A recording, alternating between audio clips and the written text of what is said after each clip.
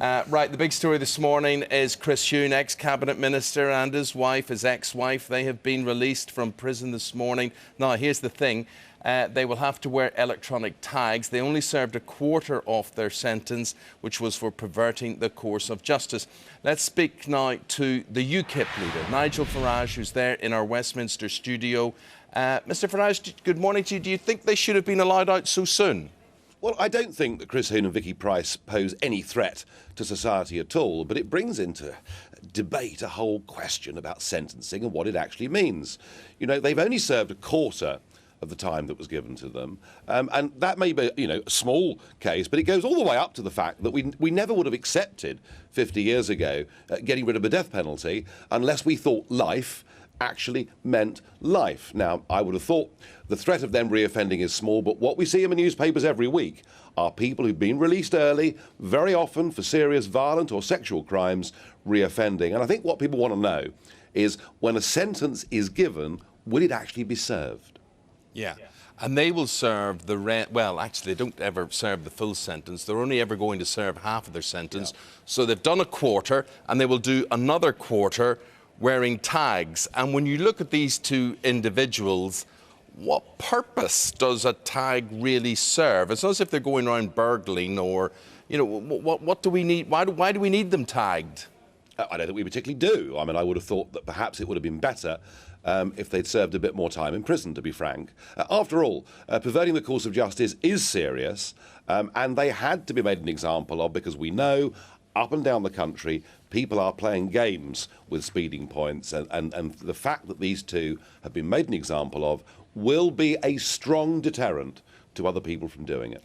Right, but the answer for you is what? OK, so if you're not a huge fan of electronic tags, then it's meaningful sentences that you want. But the government will say, but we haven't got meaningful places.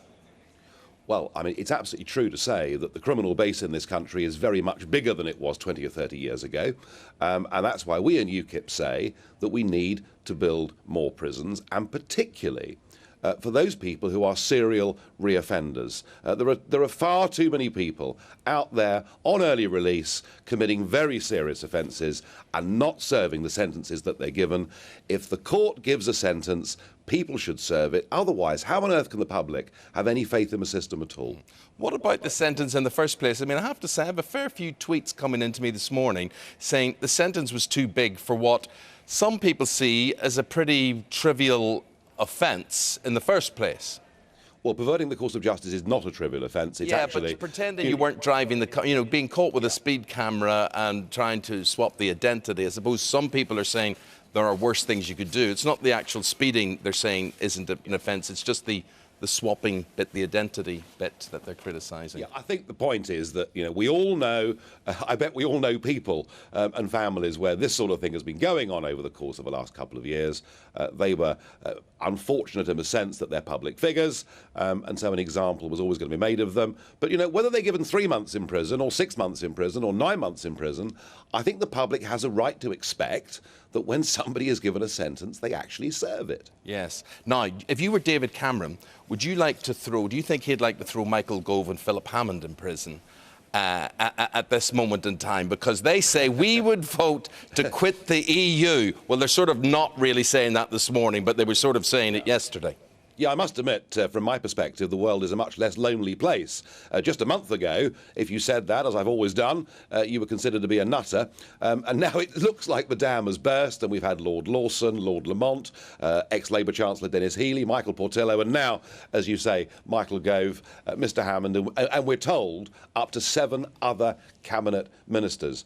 As you know, Mr Cameron is in the United States of America.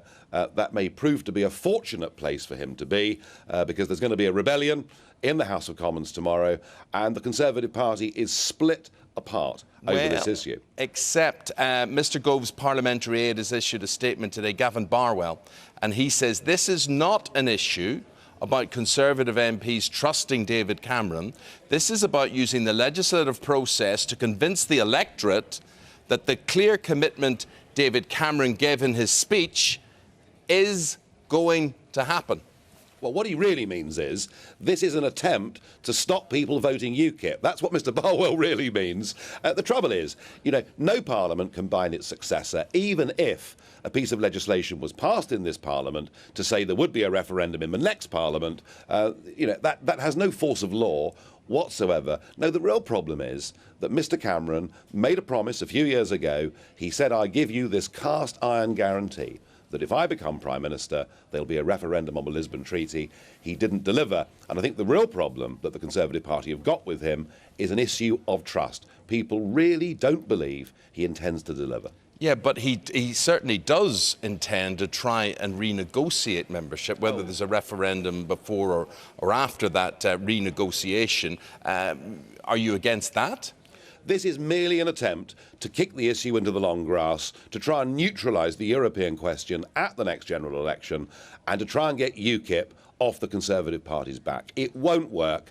I don't want to wait for up to 5 years to have a referendum on something as fundamentally important as this.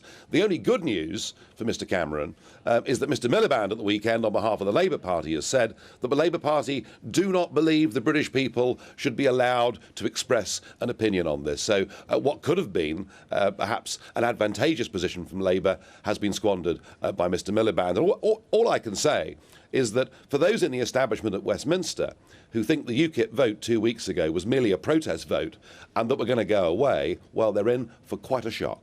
Well, you've certainly expressed your opinion this morning, Mr Farage. Thank you very much indeed.